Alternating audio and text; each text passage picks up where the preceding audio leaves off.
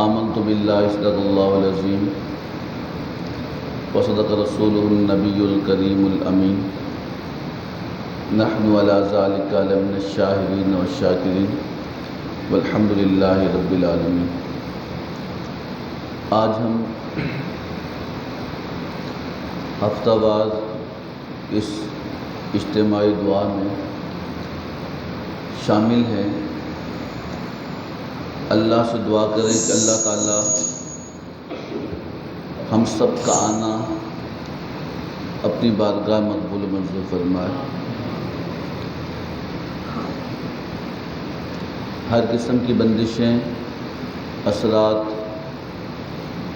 جادو، نظر، جتنا بھی کچھ مصیبتوں میں شمار ہوتا ہے، اور اللہ رب العزت وہ ساری مصیبتیں ہمارے لیے آسان فرما دے۔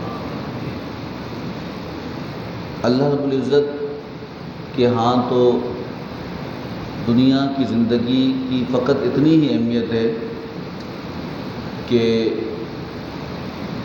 انسان کو اللہ رب العزت نے عبادت، بندگی اور جانچنے کے لیے پیدا کیا کہ کون خوشی میں، کون غم میں، اور دونوں کیفیات میں کون اللہ کو یاد کرتا ہے۔ حدیث مبارکہ کا مفہوم ہے، اللہ کے نبی صلی اللہ تعالی وسلم نے فرمایا کہ اللہ کے ہاں تو ایک مکھی کے پر کے برابر بھی اللہ کو دنیا کی اہمیت نہیں ہے۔ اور پھر ایک روایت میں یہاں تک آتا ہے کہ ایک بکری کا مردہ بچہ سڑک کے کنارے پڑا تھا، حضور صلی اللہ تعالی وسلم اس کے پاس سے گزرے، اصحاب رسول سے فرمایا کہ تم میں سے کون اسے خریدے گا؟ تو صحابہ کرام رضوان نے کیا، رسول اللہ صلی اللہ علیہ وسلم یہ تو کسی کام کا نہیں ہے، زندہ ہوتا تو چلو بک جاتا، ابھی تو کوئی قیمت نہیں رکھتا۔ کہا تمہارے لیے کوئی قیمت نہیں رکھتا تو اللہ کے ہاں دنیا کی بھی اتنی قیمت ہے، یہ کسی کام کا نہیں۔ تو اس لیے دنیا کی زندگی آزمائش کا نام ہے۔ ایک روایت میں یہاں تک آیا کہ جب اللہ نے انسان کا خمیر بنایا اور جب اس کی مٹی کو پانی میں گودا گیا تو اللہ رب العزت نے اس کی مٹی کے اوپر 39 دن تک غم کی بارش کی۔ کتنے؟ اور 40ویں دن اللہ رب العزت نے خوشی کی بارش کی۔ تو اسی لیے اس بات کو اپنے ذہن میں ڈال لیں کہ انسان کی زندگی کے اندر خوشی کی مقدار غم زیادہ ہے، اور اس کے خمیر میں اللہ نے کبھی کوئی پریشانی، کبھی کوئی پریشانی۔ تو یہ زندگی کا ایک طریقہ کار ہے، لیکن ان پریشانیوں کا بدلہ رب خوشیوں اور نیکیوں کی صورت میں عطا فرماتا ہے۔ اور پھر اگر ہم اپنی زندگی کو اللہ کے بتائے ہوئے اصول کے مطابق گزاریں تو اللہ قرآن میں کہتا ہے کہ لا یکلف اللہ نفسا الا وسعہا، کہ رب تعالیٰ کس کی وسعت سے زیادہ، کس کی طاقت سے زیادہ اس پہ کسی قسم کا بوجھ نہیں ڈالتا۔ ایک انسان کو اتنا غم برداشت ہے کہ وہ سہ سکے تو رب تعالیٰ اس سے اتنے دن ہی کا غم رکھے گا۔ اگر انسان کا غم 1 سال کا ہے تو اللہ 1 سال 1 دن کا غم نہیں رکھے گا، کیونکہ جتنا وہ برداشت کر سکے گا اللہ اسے غم دے گا، اور اس کے بدلے میں کیا ہوگا؟ قرآن کہتا ہے فَإِنَّ مَعَ الْعُسْرِ يُسْرًا، إِنَّ مَعَ الْعُسْرِ يُسْرًا، کہ یاد رکھنا کہ جو غم آتا ہے تو بے شک ہر غم کے بعد اللہ خوشیاں عطا فرماتا ہے، ہر تکلیف کے بعد رب تعالیٰ آسانیاں فرماتا ہے۔ کبھی بھی یہ ذہن میں بات نہیں لانا کہ ہم شاید کبھی ٹھیک نہ ہو، کوئی پریشانی ہم سے ختم نہ ہو، پتہ نہیں اللہ ہم سے روٹھ گیا، ایسا کوئی نہیں ہے۔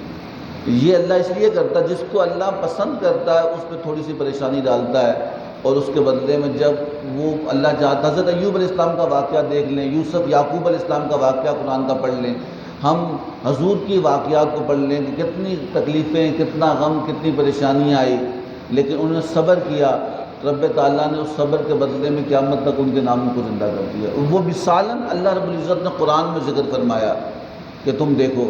تو انسان کی زندگی کے اندر حلال اور حرام کا جو طریقہ ہے جو چیزیں حلال خالی خوراک کی حد تک حلال نہیں ہے، حرام خالی کھانے کی حد تک حرام نہیں ہے، ہماری زبان، ہماری آنکھ، ہماری ناک بھی جو سونگتی ہے وہ بھی حلال اور حرام کی تمیز کرتی ہے۔ ایک بزرگ کے بارے میں کہتے ہیں، روایت میں آتا ہے کہ ایک بندے کی بھینس چوری ہو گئی۔ کیا چوری؟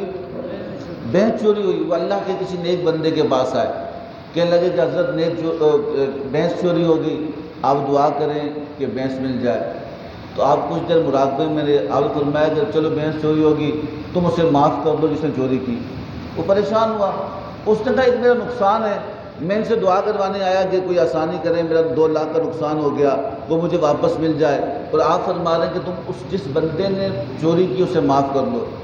اس نے بادل ناخواستہ ہو کر دل میں جو تھا اس نے کہا میں نے معاف کیا۔ آپ نے فرمایا نہیں، ایسے نہیں، جب تک تم سچے دل سے معاف نہیں کرو گے پھر مزہ نہیں آئے گا۔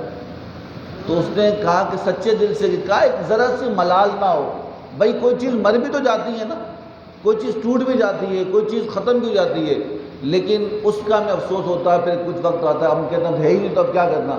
تو کہا تم سچے دل سے اسے معاف کر لو تو پھر تمہیں شاید آسانی ہو۔ تو اس نے بیٹھے، اس نے کہا ویسے ہی ملنی نہیں ہے، یہ اللہ کے نیک بندے، اگر میں نہیں مانوں گا کچھ اور نہ ہو جائے۔ اس نے کہا آپ گواہ دینا میں نے سچے دل سے معاف کی، اور رخصت ہو گیا۔ آپ نے دعا کی، تو جب وہ رات سویا نا رات، تو صبح اس نے دیکھا کہ اس کی بھینس اس کے گھر کے باہر کھڑی ہے، پریشان تھا۔ اس نے کہا ایک بات سمجھ، میں نے تو معاف بھی کر لیا، اسے میں بھول گیا تھا، اسے یہ نہیں ملتی نہ ملے بس ختم، میں نے تو ذہن سے یہ بات نکال لی تھی۔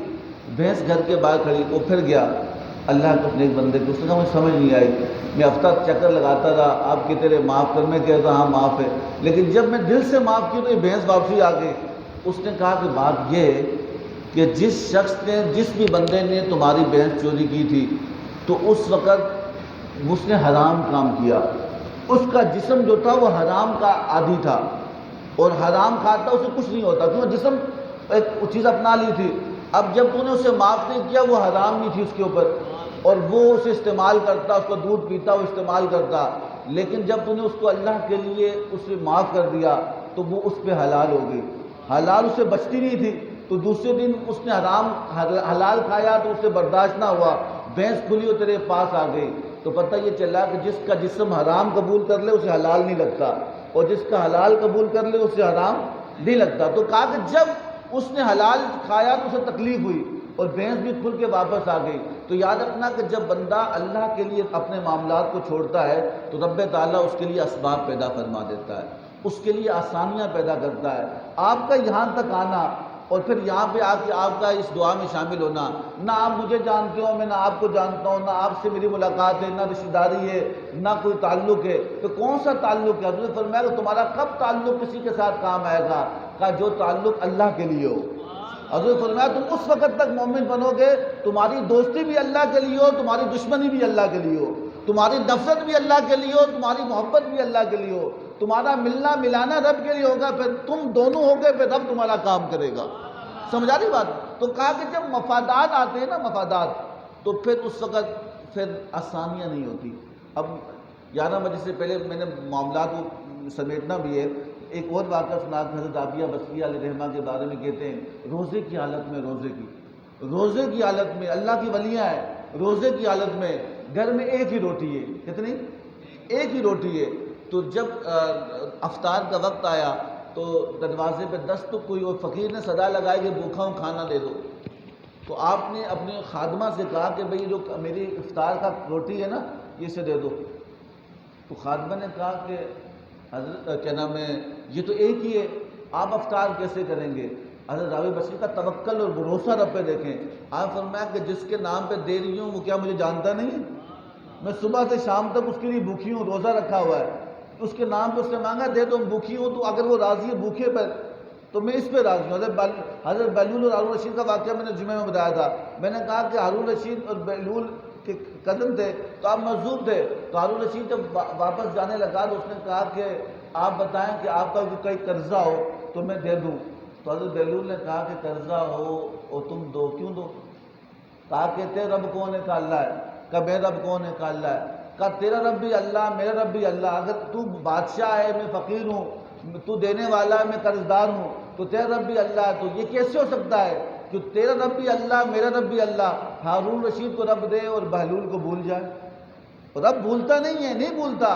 تو پھر کہا کیوں؟ کہا کہ اس لیے کہ رب چاہتا ہے کہ بندہ پریشان ہو تو میں پریشانی کو قبول کر لوں، اور رب اس بات پہ راضی کہ تکلیف میرے لیے بہتر ہے، تو میں اس لیے راضی ہوں کہ رب کو پسند ہے۔ تو کہا کہ کسی شاعر نے کہا میرا دکھ بھی راضی میں سکنو چلے پاواں، سمجھا نہیں بات کی؟ میں یار دکھ بھی، کہا کہ رب اگر ہمارے دکھوں میں راضی ہے تو ہمیں غم نہیں کرنا چاہیے۔ ہر اندھیرے کے بعد اجالا ہے، ہر تنگی کے بعد آسانیاں ہیں۔ تو کہا کہ اگر وہ ہارون رشید کو دے اور بہلول کو نہ دے، تو کہا کہ رب چاہتا ہے کہ بہلول قرض دار ہو اور وہ قرض دار رہے، اور رب چاہتا ہے کہ اس کا قرضہ ختم نہ ہو، تو بہلول بھی اس پہ راضی کہ وہ قرض دار رہے۔ جب رب کا مرضی ہوگی تو میرا قرضہ اتر جائے گا، جو رب تجھے دینے والا ہے وہ مجھے بولنے والا نہیں ہے۔ تو کہا اس لیے حضرت رابعہ بصری نے وہ ایک روٹی دے دی، خادمہ نے کہا کہ یہ تو ایک ہی ہے، کہا کہ اس رب کے لیے روزہ رکھا۔ افطار سے پہلے ہی دروازے پہ دستک ہوئی اور کوئی ایک شخص روٹیاں لے کے آیا، 3 روٹیاں، کہا کہ اماں سے کوئی روٹیاں 3 لے لو۔ آپ نے فرمایا کتنی ہیں؟ کہا 3۔ کہا اسے واپس لوٹا دو، یہ میری نہیں ہے، یہ کہیں اور جا رہا تھا، غلطی سے میرے گھر پہ آ گیا۔ تو کہا کہ جب وہ چلا گیا پھر دروازے پر کوئی بندہ آیا، 5 روٹیاں لے کے آیا، تو حضرت رابعہ بصری نے کہا اسے کہہ دو ہماری نہیں، واپس لے جا، غلطی سے ہمارے گھر پہ آیا۔ اور جب ایک پھر دستک ہوئی افطار سے پہلے، کوئی شخص 8 روٹیاں لے کے آیا، تو آپ نے فرمایا یہ بھی ہماری نہیں ہے۔ خادمہ حیران تھی، ایک کے بدلے 8 تک آ گئی تھی، لے لو، کہا نہ، توکل لے کے رب پر۔ اور پھر دستک ہوئی، 10 روٹیاں لے کے آیا کوئی شخص، آپ نے کہا یہ میری ہے، رکھ دو۔ خادمہ حیران تھی، نہ آپ نے بندوں کے چہرے دیکھے، نہ ان کے پتے پوچھے، نہ ان کا ٹھکانہ پوچھا، نہ بھیجنے والے کا نام پوچھا، آپ گنتی میں کیسے واپس کرتی تھی؟ 3 آئی واپس کی، 5 آئی واپس کی، 8 آئی واپس کی۔ آپ نے فرمایا کہ تجھے قرآن نہیں پڑھا؟ اللہ قرآن میں کہتا ہے تو مجھے 1 دے میں تجھے 10 دوں گا۔ اللہ کہتا ہے کہ تو مجھے 1 دے میں 10 دوں گا۔ جب وہ 3 لایا میں سمجھی یہ رب نے نہیں بھیجی، جب 5 لایا تو میں سمجھی یہ رب نے نہیں بھیجی، جب 8 لایا تو میں سمجھی، جب 10 آئے تو میں سمجھی رب کا وعدہ ہے، تو 1 دے گا تو میں 10 دوں گا۔ سمجھا نہیں بات؟ تو یہ ایک اصول ہمیں اپنی زندگی کے اندر داخل کرنا چاہیے کہ تکلیفیں بھی من جانب اللہ ہیں، جو تکلیفیں ہم پر پہنچتی ہیں اللہ رب العزت اس کا اجر بھی ہمیں عطا فرماتا ہے۔ اللہ رب العزت ہمارے لیے جو اللہ کے نام ہم لیتے ہیں، جو اللہ کا ذکر ہم کرتے ہیں، اس آپ کیا سمجھتے ہیں ویسے ہی ہیں؟ حضرت فرمایا کہ دجال آنے سے پہلے کیا ہوگا کہ دجال کے پاس سارے اسباب ہوں گے، سب اسباب، ٹیکنالوجی اس کے پاس ہوگی، ہتھیار اس کے پاس ہوں گے۔ مسلمان امام مہدی علیہ الرحمہ کے ساتھ اور حضرت عیسیٰ علیہ السلام کے ساتھ جب مجاہدین مقابلہ کر رہے ہوں گے نا مجاہدین، تو ان کے پاس تعداد تو ہوگی لیکن اسباب نہیں ہوں گے، تو کیا کریں گے؟ کہا عیسیٰ علیہ السلام امام مہدی جب نماز پڑھیں گے پھر رب کا ذکر کریں گے، اور امام مہدی اور عیسیٰ علیہ السلام جب دجال کے مقابلے میں آئیں گے نا، تو امام مہدی اور عیسیٰ علیہ السلام دجال کو قتل کرنے کے لیے جب لشکر لے کے نکلیں گے، تو اس وقت عیسیٰ علیہ السلام کو صرف دیکھ کر دجال ایسے پگھلے گا جسے نمک پانی میں پگھلتا ہے، کوئی گولی نہیں، کوئی ہتھیار نہیں۔ کہا کہ حضرت عیسیٰ علیہ السلام کو اتنی روحانی طاقت رب تعالیٰ عطا کرے گا، دجال شیطان کا سربراہ ہو کر، ان کا مسیح ہو کر، ان کا سربراہ ہو کر، لیکن عیسیٰ علیہ السلام کو دیکھ بھی نہیں سکے گا، دیکھے گا پگھلے گا، دیکھے گا پگھلے گا، وہ علاقہ چھوڑ کے جائے گا۔